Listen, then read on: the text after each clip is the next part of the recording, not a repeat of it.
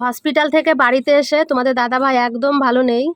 বমির উপর শুধু বমি হয়েই যাচ্ছে, যা কিছু খাচ্ছে না কেন সবেতেই বমি হচ্ছে।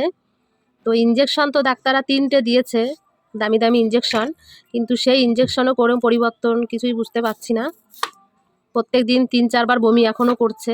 মানে কোনো ডাক্তার তো বলেছে প্রোটিন খেতে, এখন ডিম পর্যন্ত খেতে পাচ্ছে না, যা কিছু খাচ্ছে সবেতেই বমি হচ্ছে।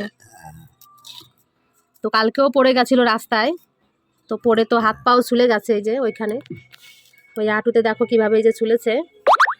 এখন হাঁটাচলাও বেশি করতে পারে না, মানে হাঁটাচলা করতে গেলেও পড়ে যাচ্ছে, এরকম একটা ব্যাপার হয়ে দাঁড়িয়েছে। তো আর কি বলবো বলো, কিছু আর বলার নেই। ওই জন্য মন টন ভালো না বলে ভিডিও তেমন একটা পোস্ট করতে পারছি না।